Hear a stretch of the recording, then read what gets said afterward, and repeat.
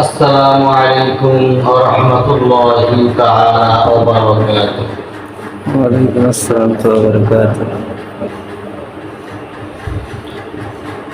সালামের তো একটু কম হয়ে গেল, মানে সম্ভবত মনে হয় যে লিখেছেন খুবই কম। আসসালামু আলাইকুম ওয়া রাহমাতুল্লাহি ওয়া বারাকাতুহু। সবাই কেমন আছে? আলহামদুলিল্লাহ। আপনি কেমন আছেন? আমাকে প্রশ্ন করলেন, জি। যেহেতু রমজান মাস, এই রমজান মাসে আল্লাহ সুবহানাহু ওয়া তাআলা রোজা রেখে আপনাদের মাঝে কথা বলার তৌফিক দিয়েছেন আমাকে। আজকে যদি বলতে পারি, আমার তৌফিক ইল্লা বিল্লাহ, আলাইহি তাওয়াক্কালতু ওয়া ইলাইহি উনীব, সেই দিক থেকে আমি খুব ভালো আছি, বলি আলহামদুলিল্লাহ। সম্মানিত হাজিরিন, আমি রমজান, আজকে কয় তারিখ রমজান?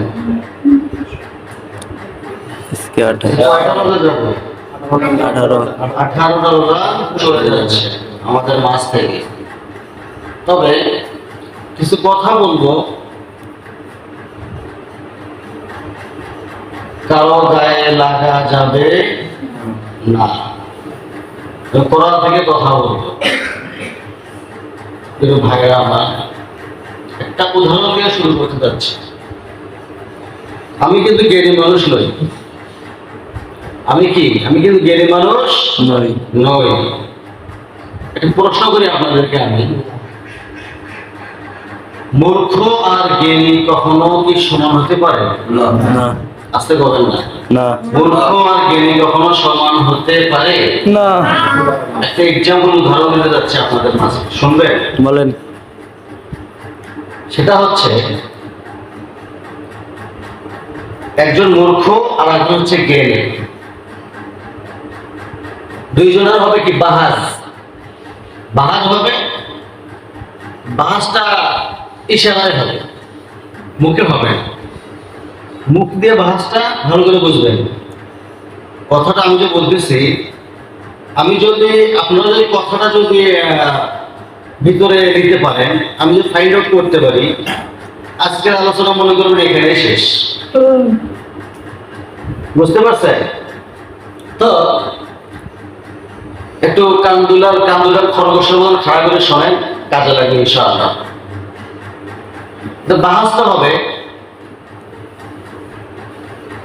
মুখে কোনো আওয়াজ হবে না, ইশারা হবে বাহাজ, ইঙ্গিতে হবে বাহাজ।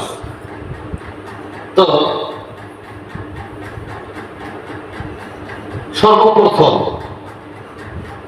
শিক্ষিত ব্যক্তি যিনি, জ্ঞানী ব্যক্তি যিনি, শিক্ষিত ব্যক্তি, তাকে প্রশ্নটা করা হলো কি, আচ্ছা আপনার থিওরিতে কি বলে? উনি এক নট উঁচা করছেন। শিক্ষিত লোকটা সর্বপ্রথম কি করলেন? একটা আঙ্গুল উঁচা করলেন। মূর্খ লোকটা কি করলেন? দুই আঙ্গুল উঁচা করলেন। শিক্ষিত লোকটা আবার 5 আঙ্গুল উঁচা করছেন, মানে হাত এইভাবে উঁচা করছেন। কিভাবে? এইভাবে উঁচা করছেন। মূর্খ লোকটা মুষ্টি পাকে নাকের ডগায় নিয়ে গেছে। বুঝলেন?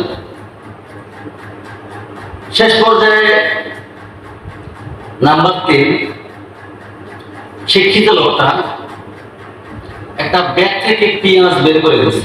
পেঁয়াজ, বুঝতেছেন? একটা পেঁয়াজ বের করে দিয়েছে।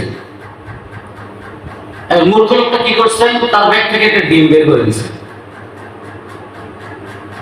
তখন শিক্ষিত লোকটা জিজ্ঞাসা করা হলো যে, ভাই আপনি কি বোঝাইতে চাইলেন?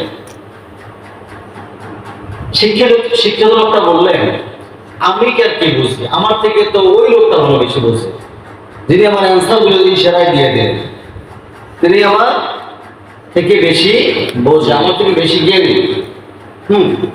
কেন? আমি যখন এক আঙ্গুল উঁচু করলাম, উনি আমার বোঝায় দিলেন এক আল্লাহ। যাই বলবে আল্লাহ দুইজন, যে বলবে দুইজন, তার সমস্যা আছে। আমি যখন 5 আঙ্গুল উঁচু করলাম, আমি বোঝায় দিলাম ইসলামের ব্যানা কয়টা? 5টা। আমি বোঝায় দিলাম ইসলামের ব্যানা 5টা। আর উনি আমার মুষ্টি দিয়ে ঘুষি দিয়ে খাই দিলেন যে এইটার বাহিরে যাই 6টা বলবে, ঘুষি দিয়ে নাক ফাটাই দেবো। বুঝতে চাই? আচ্ছা, তারপরে আপনি পিএস বের করলেন কেন? আমি পিএসটা বের করলাম এই কারণে, আল্লাহ তাআলা 7টা আসমান এই পিএসের মতন করে স্তরে স্তরে সৃষ্টি করছেন। সুবহানাল্লাহ। আর উনি বোঝায় দিলেন দিন দিয়ে, এটা আমি বুঝলাম না। উনি এটা বোঝায় দিলেন দিন দিয়ে, আমি বুঝলাম না। এতটুকু বুঝলাম, সেটা হচ্ছে এই ডিমটা শুধু পিএসের মতোই নয়, পিএসের মতোই পৃথিবীটা নয়। ডিমটা যে গোলাকার, পৃথিবীটা যে একটা গোলাকার, ঠিক এই ডিমের মতো গোলাকার। মূর্খ লোকটা আমাকে এইভাবে বোঝায়া দিলেন। এটা কার থিওরি? এই থিওরিটা কার? না, শিক্ষিত লোকটার এই থিওরিটা। আচ্ছা, তারপরে জিজ্ঞাসা করা হলো, ওই যে মূর্খ লোকটা, তাকে জিজ্ঞাসা করা হলো, আপনি প্রথমে কি বুঝলেন? আপনি প্রথমে কি বুঝলেন? উনি যখন এক আঙ্গুল উঁচু করলেন, তখন থেকে আপনি কি বুঝলেন? মূর্খ লোকটা বলতেছেন, যখন উনি এক আঙ্গুল উঁচু করে দেখা দিলেন, তো চোখ হচ্ছে একটা, আর আমি 2 আঙ্গুল উঁচু করে দেখা দিলে তো 2 চোখ আলাদা হয়ে যাবো। বুঝতে চাই? 2 চোখে আমি কানা দেবো, তুই তো আমার মাত্র একটা দেখা দিবি, আমি তো 2 চোখে কানা দেবো। বুঝতে পারি? বুঝতে চাই? আচ্ছা, তারপরে বলা হলো দ্বিতীয় নম্বর কথাটা, আপনি এখান থেকে কি বুঝলেন? যে কি বলেন, যখন ওই লোক, যখন শিক্ষিত লোকটা যখন 5 আঙ্গুল উঁচু করছে, আমি মনে করছি আমার থাপ্পড় মারবে। আমি মনে করছি কি আমাকে থাপ্পড় মারবে। তো যখন আমি থাপ্পড় মারবে, তো আমি চিন্তা করে দেখলাম থাপ্পড় মারবে তো আমার কিছু হবে না, তা আমি ঘুষিটা নাক ফাটাই দেবো একবার, এক ঘুষি কাম সারা। ঠিক কিনা? কথা ঠিক আছে? মূল্য লোকের জ্ঞান যেটা সেটা বুঝতেছেন। আচ্ছা, তারপরে বললেন, উনি বাইর করলেন পিঁয়াজ, তুমি বাইর করলেন ডিম। এর কারণটা কি? উনি যখন পিঁয়াজ বের করছে, আমাকে অপমানিত মনে হলো। আমি ডিম বের করে দেখাইলাম, তো এই পিঁয়াজটা আমি ডিম দিয়ে ভাইজা বুঝতে খায় শেষ করে দিলাম। কিছু বুঝলে? অনেক কথা তো এই জায়গায় অনেকগুলো কথা আছে এই জায়গায়। যাই হোক, পয়েন্ট ফাইন্ড আউট করতেছি। গতকাল এখন মূল আলোচনার দিকে চলে যাচ্ছে, সময় কম। গতকাল আপনার বদর যুদ্ধের দিন চলে গেছে, কম বেশি আমরা সবাই জানি। তারপর এই বদর যুদ্ধের মধ্যে ভাই ভাই দেখা হবে, বাপ বেটা দেখা হবে, পরিবারের সাথে দেখা হবে, হয় না? প্রথম যুদ্ধ কোন যুদ্ধটা হয়েছে? ইসলামের প্রথম যুদ্ধ কোনটা? বদর যুদ্ধ। সেই বদর যুদ্ধের মধ্যে কারো কি জানা আছে মুসলমানদের কয়জন সৈন্য, কাফেরদের কতগুলো সৈন্য? কাফেরদের সৈন্য সংখ্যা ছিল হচ্ছে 1000, মুসলমানদের সৈন্য সংখ্যা 313 জন। আচ্ছা, আল্লাহ রাব্বুল আলামিন বলেন, ইয়া আইয়ুহাল্লাযীনা আমানু লা তাত্তাখিযু আবাআকুম ওয়া ইখওয়ানাকুম আউলিয়া ইন ইসতাহাব্বুল কুফরা আলাল ঈমান ومن يتولهم منكم فأولئك هم الظالمون الله أكبر যে ইমানদারগণ তোমাদের বাপ ও ভাইরাও যদি শুনতেছেন ইয়া আইয়ুহাল্লাযীনা আমানু লা তাত্তাখিযু আবাআকুম ওয়া ইখওয়ানাকুম আউলিয়া ইন ইসতাহাব্বুল কুফরা আলাল ঈমান ওয়া মান ইয়াতাওয়াল্লাহুম মিনকুম ফাউলাইকা হুমুয যালিমুন যে ইমানদারগণ তোমাদের বাপ ও ভাইরাও যদি ঈমানের উপর কুফরিকে প্রাধান্য দেয় তাদেরকে তুমি কশ্চিনকালও বন্ধুরূপে গ্রহণ করবে না। তোমাদের মধ্য থেকে যারা তাদেরকে বন্ধুরূপে গ্রহণ করবে তারাই কি ফাউলাইকা হুমুয যালিমুন, তারাই হবে সত্যিকারের জালেম। কথাটা কি আমার না আল্লাহ? আল্লাহর কথা না? জি। সূরা তাওবা আয়াত নাম্বার 23 দেখবে এই কথাটা আপনি পেয়ে যাবেন। তাহলে আল্লাহ রাব্বুল আলামিন এই আয়াতটা তখনই নাযিল করেন, নাযিলের প্রেক্ষাপট তো আমরা জানি না, কোরআনুল কারীমটা খুঁটিয়ে দেখি না। আমার বন্ধুগণ, আল্লাহ তাআলা ডাইরেক্ট বলে দিয়েছেন এই আয়াতটা যে বান্দা ফলো করবে, ফলো করে যে বান্দা ইস্তেকামত থাকবে আয়াতের উপরে, সেই ইস্তেকামত থাকার কারণে আমি আল্লাহ রাব্বুল আলামিন এই বান্দাকে সরাসরি এই দুনিয়ার মধ্যে হয়তো একটু লাঞ্ছিত হবে, বঞ্চিত হবে, অনেক কিছু হতে পারে, জেল হতে পারে, জরিমানা হতে পারে, তারপরেও আমি ওই বান্দাকে দুনিয়ার জিন্দেগির সামান্য একটু মাত্র কষ্ট দেব, কিন্তু এইবারে কষ্ট এইবারে বান্দা সরাসরি জান্নাতের মেহমান হয়ে যাবে। আমার বন্ধুগণ, আল্লাহ রাব্বুল আলামিন এই কথাটা স্পষ্ট করে বলে দিলেন। একজন সাহাবীর কথা মনে করলো, বলবো উবাইদুল ইবনে জাররাহ রাদিয়াল্লাহু তাআলা আনহু বদর যুদ্ধের মধ্যে গেছেন। বদর যুদ্ধের মধ্যে গিয়ে তিনি দেখতেছেন নিজের পিতা জাররাহকে যখন দেখেছেন চিন্তা করতেছেন, হায় রে কপাল, আমার বাপকেও আমার রাসূলের বিপক্ষে যুদ্ধ করতে আসছে, আমার বাপ কেন এই যুদ্ধের মধ্যে, কেন আমার আব্বা যুদ্ধের বিশ্বনবীর বিপক্ষে যুদ্ধ করতে আসছে? আল্লাহর তো দুশমন, আমার রাসূলের দুশমন, ইসলামের দুশমন, এটা মানা যাবে না। তিনি চিন্তা করবেন কি বাপ হলে হবে কি, আমি তো সাথ দিতে পারি না, তার কারণ সাথ দিলে আল্লাহ রাব্বুল আলামিন আমাকে পাকড়াও করে ধরবেন। এই চিন্তা করে তিনিও কোষ মাথা তরবারি কোষ মুক্ত করে বের করলেন, অস্ত্র বের করে বাপের গর্দান যেতে মারে দেবেন। চিন্তা কি আবার করতেছে, যে বাপের করে মানুষ হইলাম, যে বাপের কোলে এতটা বড় হইলাম, সেই বাপের গর্দান আমি কেমনে আঘাত করি, এই চিন্তা ওবায়দা এমন একটা কাজ করলেন, কোষ মাথা তরবারি কোষ মুক্ত করে আবার রেখে দিলেন। রেখে দিয়ে চিন্তা করতেছেন, আমি তো রেখে দিলাম, কিন্তু কাল কিয়ামতের ময়দানে আল্লাহ রাব্বুল আলামিন যদি আমাকে মুনাফিকের কাতারে দাঁড় করান, আমি তো যত রাত আমি সাহাবী হই না কেন, আমি তো বারবার শুধু কবর হতে পারি। এই পাপ যখন যুদ্ধ আসছে, আমার পাপ যেহেতু জিহাদের ময়দানে আমার রাসূলের বিপক্ষে চলে আসছে, অতএব কোষ মুক্ত তরবারি বের করে কোষ মাথা করলেন। বাপের গর্দান যেতে দিয়েছেন মারি একবার, বাপের গর্দান যেতে যখন মেরে দিয়েছেন, ওবাইদুল ইবনে জাররাহ ওবাইদা করলেন কি বাপের কখন লাগবে সিদ্ধি জমিনে পড়ে গেছে।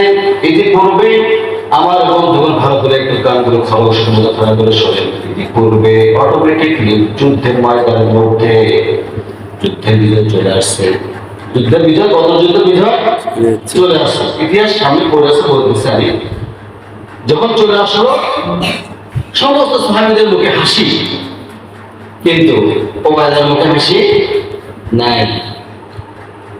আমার নবীজি বললেন, সাহাবায়ে কেরামকে লক্ষ্য করে বললেন, ও সাহাবীরা, সবার মুখে হাসি, আমাদের তো বিজয় চলে আসছে, কিন্তু ওবায়দার মুখে হাসি নাই, কেন তোমরা কি জানো? সাহাবায়ে কেরাম বলে ফেললেন, ইয়া রাসূলুল্লাহ, ইয়া হাবিবাল্লাহ, ওবায়দার মুখে হাসি নেই কারণ ওবায়দার পিতা এই যুদ্ধের ময়দানে দুনিয়া থেকে বিদায় হয়ে গেছে। আমার নবীজি বললেন, ও সাহাবীরা, কে আমার প্রিয় সাহাবীর পিতাকে এই যুদ্ধের ময়দানে হত্যা করলো আমাকে বলো। সাহাবায়ে কেরাম বলতেছেন ইয়া রাসূলুল্লাহি ইয়া হাবিবাল্লাহি, আমরা কেউ হত্যা করে ওবায়দা তার নিজের পিতাকে নিজেই হত্যা করে ফেলেছে। তার মানে ইসলামে আত্মীয় করো চলবে, বাপ বেটা চলবে, বাপ মুশরিক বেটা দিনদার চলবে। যদি মনে করে বাপ মুশরিক হলে বলবে কি আমি তো তার সন্তান, ওখানে থেকে এই কাজটা করছেন, করেননি। কেন করলেন না? তাদের ভিতরে কি ছিল? ঈমান ছিল। আর আমাদের ভিতরে কি নাই? ঈমান নাই। বাপকে পর্যন্ত তারা ছাড় দেন নাই। রাসূলের বিপক্ষে চলে আসছে, আল্লাহর শত্রু না সে, রাসূলের বিপক্ষে চলে আসছে, ইসলামের শত্রু না সে, তার সেই তুলনায় বাপকে পর্যন্ত ছেড়ে দেন নাই। আর আজকে আমরা কি করতেছি বলেন? এই 17 রমজানের মধ্যে, গতকাল যে রমজানটা চলে গেলে 17 রমজানের মধ্যে আমার নবীজি বলে ফেললেন, ও সাহাবীরা, বদর যুদ্ধের ডাক চলে আসছে, যদি ইচ্ছা হয় তোমরা রোজাটা খুলে ভেঙে ফেলে দাও। ভেঙে ফেলে দেওয়ার কারণটা হলো যুদ্ধের ময়দানে গেলে তোমাদের যুদ্ধে করতে গেলে শক্তির প্রয়োজন আছে, হিম্মতের প্রয়োজন আছে, বডি ফিটনেসের প্রয়োজন আছে। সাহাবায়ে কেরাম অসংখ্য সাহাবী বলে ফেললেন ইয়া রাসূলুল্লাহি, আবেগান্বিত হয়ে বলে ফেললেন ইয়া রাসূলুল্লাহি ইয়া হাবিবাল্লাহি, ওই তো আমরা যেহেতু রোজা রাখছি, রোজা যেহেতু রেখেছি, আমরা রোজা রাখছি ঠিক আছে, কিন্তু আমরা রোজা নষ্ট করতে পারবো না। আমার নবী বললেন তোমরা রোজাটা নষ্ট করে ফেলে দাও, কিন্তু জিহাদের ময়দানে গেলে এতটা পরিমাণ শক্তি লাগবে, যেহেতু প্রথম যুদ্ধ। এই কথা শুনে কিছু সংখ্যক সাহাবী রোজা নষ্ট করেই ফেলে দিলেন। তার মানে রোজা নষ্ট করাও জায়েজ আছে। কোন ক্ষেত্রে? রোজার থেকে ইসলামী আন্দোলন বড়, রোজার ক্ষেত্রে জিহাদের ময়দান সবচাইতে বড়। আপনি নামাজ, রোজা, হজ, যাকাত সবই করলেন, একটা কাজ করলেন না, ইসলামী আন্দোলন করলেন না, আপনার জন্য আমার জন্য জান্নাত নয়। এটাই বাস্তবতা। কোন না এটাই বলে হাল আদুল্লুকুম আলা তিজারা, আল্লাহ বলেন হে বান্দা তুমি আমার সাথে ব্যবসা করো। কিন্তু ভাইরা, কিন্তু আল্লাহর সাথে ব্যবসা করতে গেলে জুলুম, নির্যাতন, অসংখ্য বিপদ বাধা মুসিবত আসবেই। সব কিছুকেই অতিক্রম করে সামনে এগিয়ে যেতেই হবে। এটা আল্লাহর দায়িত্ব, আল্লাহর অর্ডার, আল্লাহর অর্ডার, বান্দার দায়িত্ব। ভাইরা আমার, দেখো এই বদর যুদ্ধ শর্টকাটে বলতেছেন, সময় কম যেহেতু, এই বদর যুদ্ধের মধ্যে কয়জন সাহাবী? আপনার 1000-এর মধ্যে কাফেরদের সৈন্য সংখ্যা হচ্ছে 1000, মুসলমানদের সৈন্য সংখ্যা হচ্ছে 313 জন। কাফেরদের যুদ্ধ যখন শুরু হয়ে গেছিল, কাফেরদের 70 জন নিহত দুনিয়া থেকে বিদায়। মুসলমানদের মাত্র 14 জন। কয়জন? 14। সংখ্যা কার বেশি? কাফেরদের সংখ্যা বেশি, মুসলমানদের সংখ্যা নেই বললেই চলে। কিন্তু বিজয় আসলো কেন? কিসের বলে বিজয় আসছে বলেন দেখি? ঈমানের বলে বিজয় আসছে। আজকে আমাদের ঈমান নাই, বিজয় আসতেছে না। এখন কে কি করি, কে কি না করি, কে আসলে সব দেখা হয়ে যায়। আমরা ভাইরা, সবাই আমার ভাই হয়ে যায়, বাপু ভাই হয়ে যায় মুহূর্তে। তোমার ভাই আমার ভাই, অমুক ভাই অমুক ভাই, এটা শুধুমাত্র ওই যে কি বলে ভোটের সময় বলে, তাই না? এখন কথা হলো, আপনি বলতে পারেন যে হুজুর আমাদের এই বাংলাদেশের মধ্যে বিজয় ইসলামিক রাষ্ট্র কায়েম হচ্ছে না কেন? আলে মোলামারা এত মাতামাতি করে কেন? ইসলামিক রাষ্ট্র তো হয়েই আছে, প্রতিষ্ঠিত হয়েছে। বলে বাংলাদেশে ইসলামী রাষ্ট্র প্রতিষ্ঠিত হয়েছে, তার মানে একজন এখনো পর্যন্ত 313 জন পূর্ণ হয় নাই। শুনবেন এই কথাটা? শুনলে রাগ করবেন না তো কেউ? না রাগ করা যাবে না। 312 জন হয়েছে, 312 জন নিশ্চয় হয়েছে। বদর যুদ্ধের সাহাবী 312 জন হয়েছে বাংলাদেশের মধ্যে আমাদের। ভালো করে বুঝুন, 12 জন হয়েছে, একজন এখনো বাদ আছে। 13 জন হইতে কয়জন বাদ? একজন বাদ, লিডার। তার কারণে এখন পর্যন্ত আমাদের দেশে কি হচ্ছে না? নামাজ কায়েম হচ্ছে না, রোজা কায়েম হচ্ছে না। সেই ব্যক্তিটাকে জানেন? মাননীয় প্রধানমন্ত্রী, নামেই নিয়ে ফেললাম। তিনি সংসদে দাঁড়িয়ে একবার বলবে, এই মুহূর্ত থেকে আমি আল্লাহর হস্তে 5 ওয়াক্ত সালাত সংসদে বসে কায়েম করে দিলাম। কায়েম তো করার পারি আল্লাহ, কারণ অর্ডার দেবেন। 1 ঘন্টা দেরি হবে না, গিরের মধ্যে পিটন শুরু হবে। কি বলেন আপনি ভাই? গিরের মধ্যে পিটন শুরু হবে। 1 ঘন্টার মধ্যে দেখতে চাই সংসদের মধ্যে জাকাত ভিত্তিক অর্থনীতি জারি করে দিলাম। 1 ঘন্টার মধ্যে আপনি দেখতে পারবেন জাকাত চালু হয়ে গেছে। কে থাকে 10 তলায়, কে থাকে 5 তলায়, থাকে 5 তলায়, কে থাকে তোমার 20 তলার মধ্যে, সবাই সমান। যদি জাকাত ভিত্তিক অর্থনীতি সমাজ জারি থাকতো, তা নাই। আজকে আমরা অধিকাংশ মানুষ রোজা রাখতেছি, রমজান মাস অধিকাংশ মানুষ রোজা রাখতেছি না।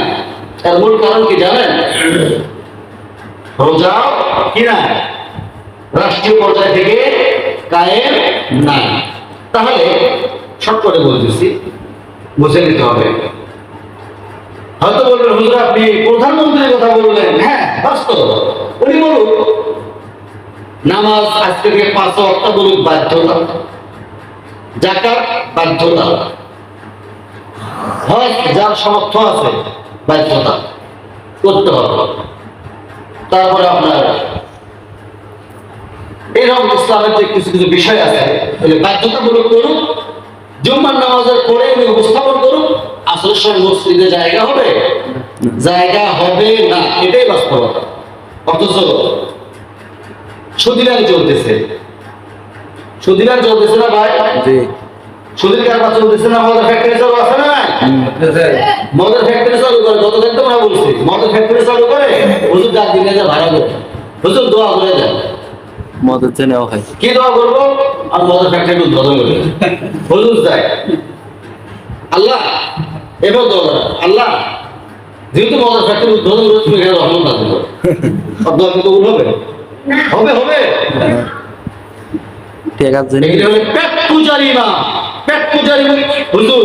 আমি মনে করি এই ধরনের ইমামদের পিছনে কঠিন কালো নামাজ পড়বেন না, তার কথাও শুনবেন না। কারণ এই দেশের শত্রু আল্লাহর শত্রু। ভাইরা আমার, আল্লাহ, আমি এখন বেশি কথা বলবো না, যে একটা কথা বলে শেষ করে দেবো। তার কারণ গুরুত্বপূর্ণ বিষয় একটা আছে। কথা হলো আরাফাতের ময়দান। আরাফাতের ময়দানে আল্লাহ রাসূল সাল্লাল্লাহু আলাইহি ওয়াসাল্লাম যে ব্যক্তি যায়, ভালো করে বোঝেন ভাইরা আমার, খুব গুরুত্বপূর্ণ একটা কথা। কিন্তু আরাফাতের ময়দানে যে ব্যক্তি যায়, যে ব্যক্তি কান্না করে আল্লাহ তাআলার কাছে, তার কি গুনাহ থাকে? গুনাহ থাকে? কথা বলে যে ব্যক্তি আল্লাহ তাআলার কাছে আরাফাতের ময়দানে গিয়ে চোখের পানি ফেলায়, তার তো গুনাহ থাকার কথা নয়। নয়। তো বিশ্ব রমজান আসলে কয়দিন বাকি আছে বলেন তো? 2 দিন। 2 দিন। কি বার করতেছে বিশ্ব রমজান বলেন তো? রবিবার। বিশ্ব রমজান কিন্তু রবিবার। আজকে শুক্রবার। আল্লাহ রাব্বুল আলামিন বলেন, ইল্লা মান তাবা ওয়া আমানা ওয়া আমালান সালিহান فأولئك يبدل الله سيئاتهم حسنة وكان الله غفورا رحيما. কোন বান্দা যদি যেমন আরাফাতের ময়দানে গেলে, আরাফাতের ময়দানে যদি কোনো বান্দা যায়, তার গুনাহ যেমন সমস্ত পূর্বের গুনাহগুলো আল্লাহ রাব্বুল আলামিন মোচন করে দিয়েছেন। যদি বলেন সুবহানাল্লাহ। ঠিক তদ্রূপ কোন বান্দা যদি এই যে রমজান মাস, এই রমজান মাসের যখন 20টা রোজা চলে গেল, ঠিক দ্বিতীয় দশকের 20 রমজান যখন চলে আসলো, কোন বান্দা যদি ইতিকাফে বসে যায়, কথা বলে কোন বান্দা যদি ইতিকাফে বসে যায়, আল্লাহ রাব্বুল আলামিন বলেন ওই বান্দার জন্য যেমন, ওই বান্দার জন্য আমি আল্লাহ রাব্বুল আলামিন যেমন আরাফাতের ময়দানের মধ্যে যেমন আমি বান্দার গুনাহ মোচন করে দেই, ঠিক তদ্রূপ ওই 10 দিন যে বান্দা আমার ইতিকাফের মধ্যে থাকবে, ওই বান্দার জন্য আমি আল্লাহ রাব্বুল আলামিন সরাসরি পিছনের সমস্ত গুনাহগুলো মাফ করে দিয়ে আমি আল্লাহ তাআলা ওই বান্দার জীবনের সমস্ত গুনাহগুলো মাফ করে দিয়ে ওই বান্দাকে একটা নতুন জীবন দান করবো। জোরে বলেন সুবহানাল্লাহ। বিশ্বনবী রাসূল আকরাম নবী মুকাররম জনাব মুহাম্মদ সাল্লাল্লাহু আলাইহি ওয়াসাল্লাম তার জিন্দেগিতে একটা বছরের জন্য কখনো তিনি ইতিকাফ ছেড়ে দেন নাই। আমার বন্ধুগণ, রমজান রোজা সবগুলো রাখলাম কিন্তু ইতিকাফ ছাড়তে পারলাম না। এখন বলতে পারেন হুজুর ইতিকাফ যে করবে, ইতিকাফ মানে কি? ইতিকাফ মানে কি? ইতিকাফ শব্দের অর্থ হচ্ছে আবদ্ধ হওয়া, নিজেকে আবদ্ধ করা। আবদ্ধ করে নেওয়া। গুনাহ মাফের জন্য আমি আবদ্ধ হয়ে গেলাম মাত্র কয় দিন? 10 দিন। 10 দিন থাকতে পারবো না ইনশাআল্লাহ?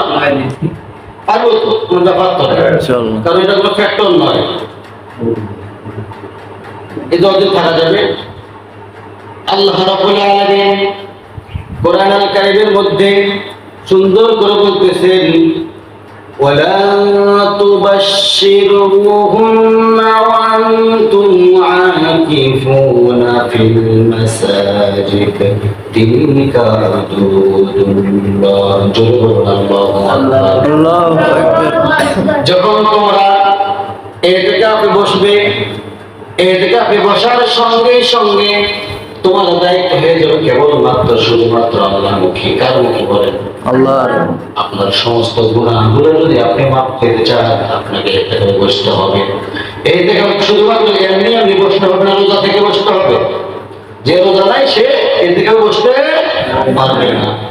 আর যে আল্লাহ রাসূল সাল্লাল্লাহু আলাইহি ওয়াসাল্লাম ঘোষণা দিয়েছেন, যেই সমাজের মধ্যে, যেই মসজিদের মধ্যে ইতিকাফ হয় না, সেই সমাজের মধ্যে, সেই সমাজবাসী গুলো সবগুলো যতগুলো লোক থাকবে, 5 জন থাকুক, 10 জন থাকুক, 100 জন থাকুক, 200 জন থাকুক, যতগুলোই লোক থাকুক না কেন, সমস্ত লোকগুলোই গুনাহগার হয়ে যাবে।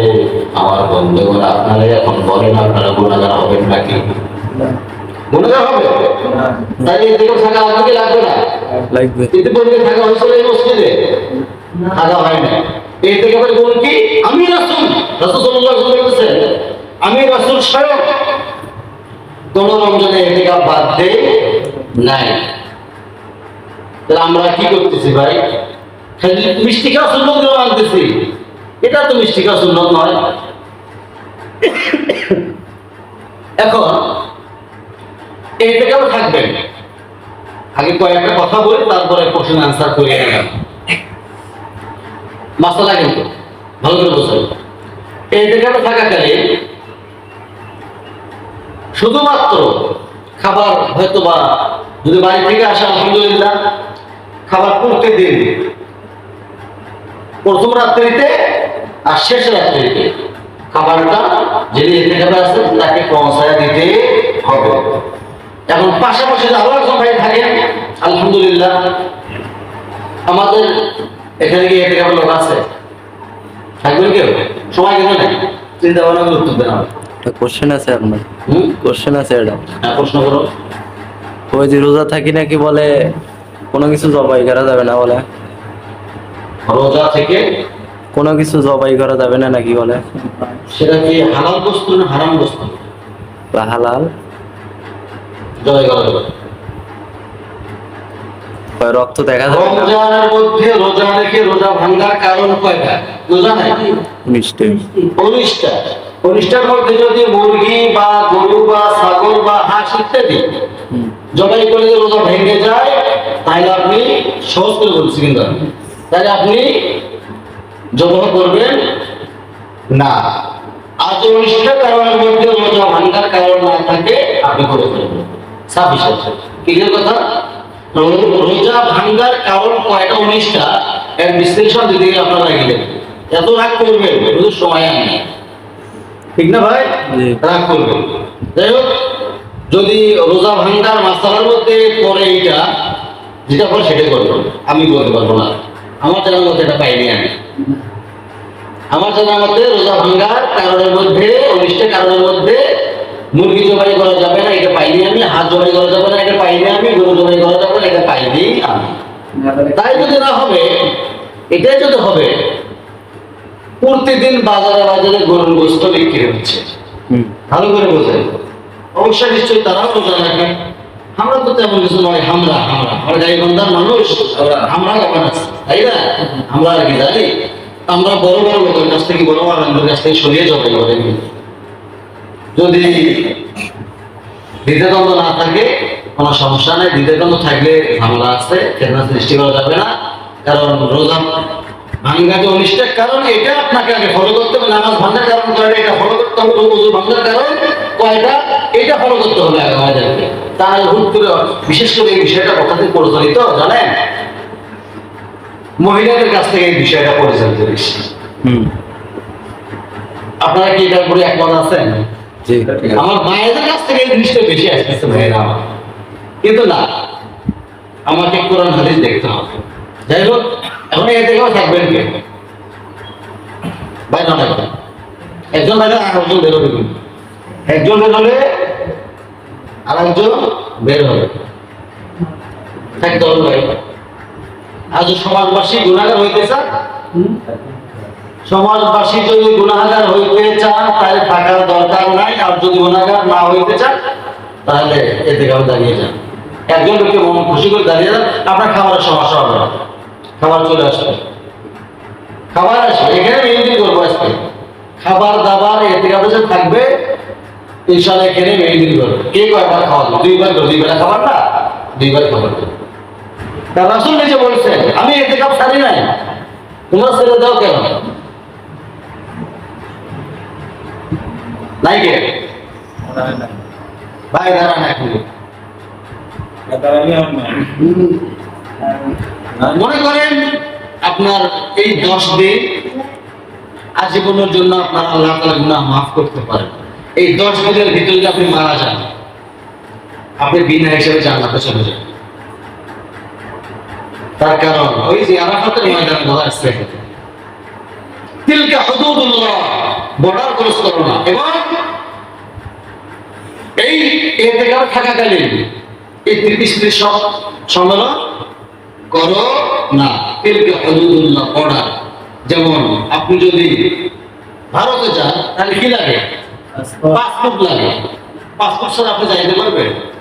আল্লাহ ঠিক আপনাকে বলছেন তিলকা হুদুদুল্লাহ, এমন পাসপোর্ট তোমাকে আমি দেই না, যা ইচ্ছা তাই বলি করবা, আমার বর্ডারের বাইরে তুমি যেতে পারবা না।